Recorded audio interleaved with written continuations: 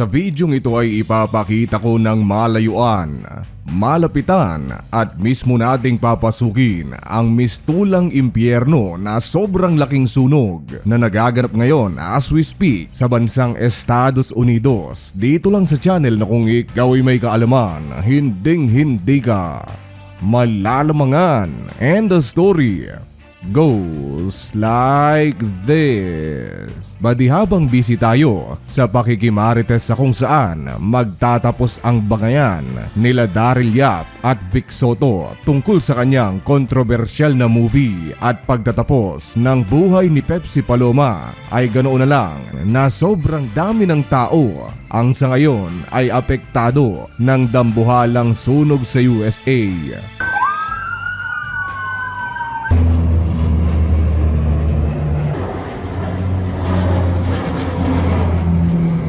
Una nating pag-usapan ng pagkakasunod-sunod ng pangyayari. Nagsimula ang lahat sa lugar na kung tawagin ay Palisades noong January 7, 2025 doon sa kanila, at January 8 naman dito sa atin.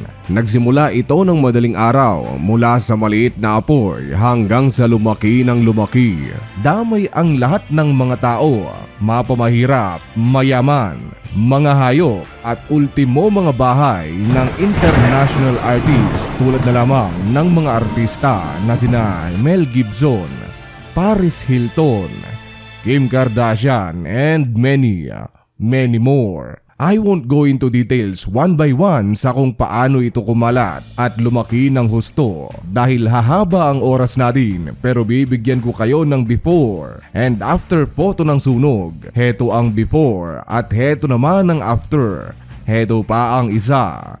At ito ang space view ng lugar at eto naman ang airplane view. Kung lalapit pa tayo ng kaunti ay heto. At kung lulusungin na talaga natin ay impyerno. Impyerno ng maituturing ang bansa kung saan may nangyayaring sunog. Ganoon din na tila Judgment Day na ang itsura ng araw doon sa kanilang lugar.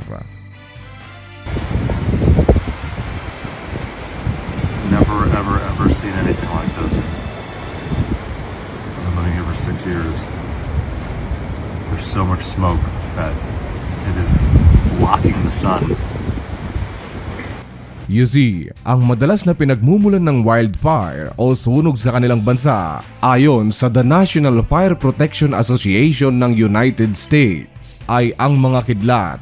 Pero ang nakapagtataka kung ang lahat ba ng ito ay dahil lang sa kidlat ay noong nangyari ito ay walang nai-report na sama ng panahon o bagyo doon sa lugar ng California. Ngayon, ang isang faktor at talagang binibigyang pansin ng mga scientist kung bakit ganoon na lang kabilis lumaki ang apoy ay alam nyo? Na noong mga nakaraang buwan kasi sa California, bago pumasok ang malamig na simoy ng hangin o winter ay nakaranas sila ng sobrang tuyong klima. Summer to fall bago ang winter ay walang pumasok na ulan. Madalas na binabalita ito noon sa kanilang bansa. Pagpasok ng winter ay inaasahan nila na mayroon kahit papaano na ulan o snow na babagsak sa kanilang lugar. But in an unexpected event ay pagpasok ng winter ay nanatili ngang malamig ngunit walang ulan ang bumagsak sa kanilang lugar. Tanging malalakas na hangin lang na kung tawagin nila ay Santa Ana winds ang kanilang naranasan. So, if you think of it, tuyong panahon plus malakas na hangin ay perfect recipe, perfect combination para sa mala-apocalypse movie na sitwasyon ngayon sa bansang USA.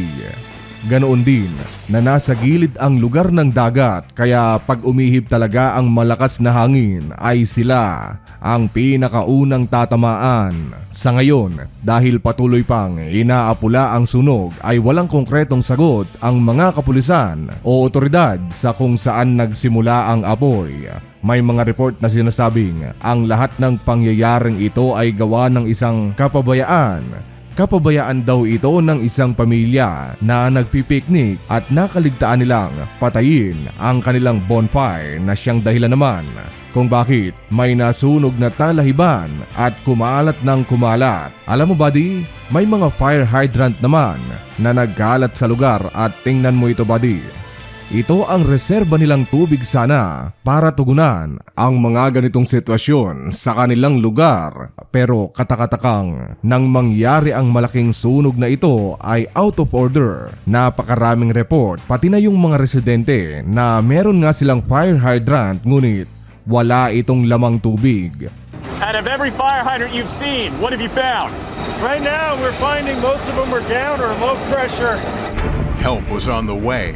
Fire trucks hit the road from neighboring states, but the fires didn't wait. Ganoon din na many months ago bago mangyari ang lahat ng ito ay maraming insurance company ang biglang nagtanggal ng fire insurance sa mga residente na noon ay nag-avail nito, pero bago mangyari ang sunog ay biglang tinanggal ito sa kanilang mga insurance. Sa next video na lang siguro natin buddy, pag-usapan ang tungkol dyan.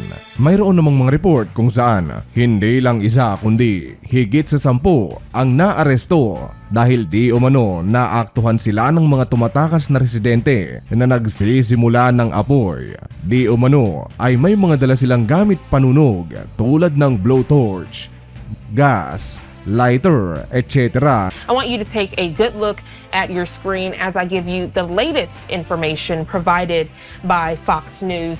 Fox News reporting an arsonist suspect is detained in connection to a fire in the West Hills of Los Angeles County.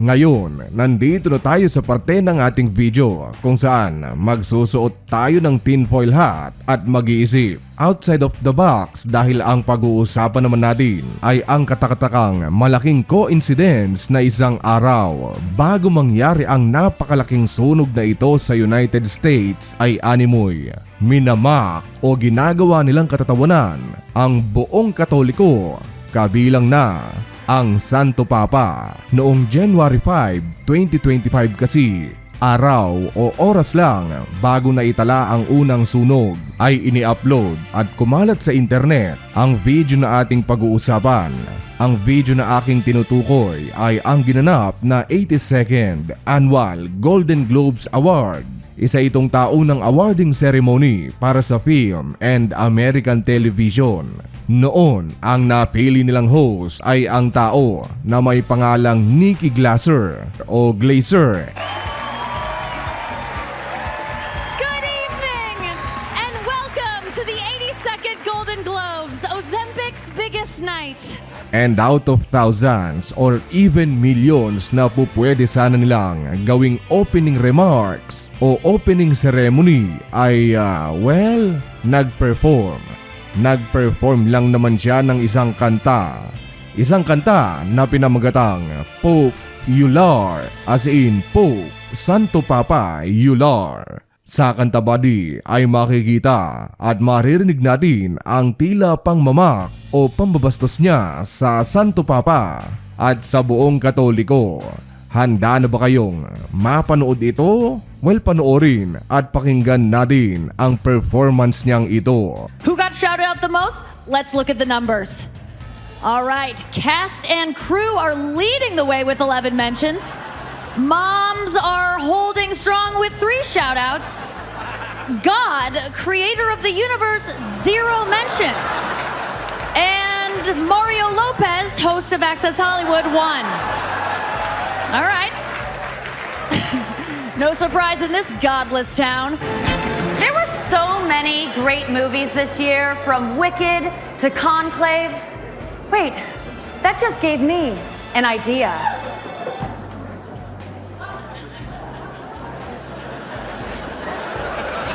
You're gonna love this. You will be popular. You're gonna be popular. I'll teach you some Catholic prayers. Oh, sorry, what? Wait, this sucks? Yikes! You see, hindi ko naman sinasabing totoo ito na ito talaga ang dahilan ng lahat, but the timing kasi, buddy, is uncanny. Isang araw o oras lang ang pagitan ay heto na ang bansang Estados Unidos. And well, after nga nito ay ayun na nga, tulad nung sa Paris Olympics na inulan ng inulan, ay dito naman sa Amerika ay apoy ang bumagsak sa kanilang bansa. You see, ang Las Vegas pati ang Los Angeles kung saan ngayon ay may napakalaking sunog ay halinhinang tinatawag na the Sin City ng Estados Unidos. Sin City, buddy, na may ibig sabihing isang lugar na punong-puno ng kasamaan, galit sa isa't isa, pagiging inggitero, labis-labis na katamaran, prostitusyon, napakaraming sugal, sobrang ganid sa pera, samot-saring krimen at higit sa lahat ay ang pagtalikod sa Panginoon. Hindi ko tuloy maiwasang maalala ang mga katagang nasusulat sa Biblia, kaya naman basahin natin ang Peter 2:6 hanggang 9, and I quote, God decreed destruction for the cities of Sodom and Gomorrah. The God also destroyed the evil cities of Sodom and Gomorrah by burning them until they were ashes. He made those cities an example for what will come to those who are against God.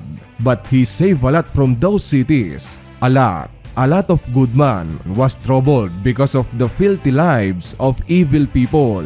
Lot was a good man, but because he lived with evil people every day, his good heart was hurt by evil things he saw and heard. So the Lord knows how to save those who serve him. When troubles come, he will hold evil people and punish them while waiting for the judgment day. So, by knowing that verse, buddy, ay hindi kaya nagsiset lang siya ng example para sa mga bansang katulad ng USA na nakalimutan na ang Panginoon dahil nabulag na sa sobrang pera at kayamanang natamasa nila dito sa mundong ibabaw. At ang pinakamensahe hindi pa huli ang lahat para magbalik loob sa kanya. Kasi 'di ba, alam naman natin na ang USA ang pinakamayamang bansa sa buong mundo, pero kahit sila ay walang nagawa sa hagupit ng panahon. Hindi nila ito na-contain ng maayos kaya lumala na ang apoy.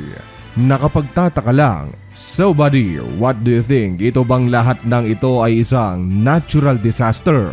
Sinadya ng kung sinong tao? O isang patikim ng Panginoon para sa mga taong hindi naniniwala sa Kanya? Let me know sa comment section. At muli ako po ay nagpapasalamat sa walang sawang suporta, and as always, thank you so much for watching.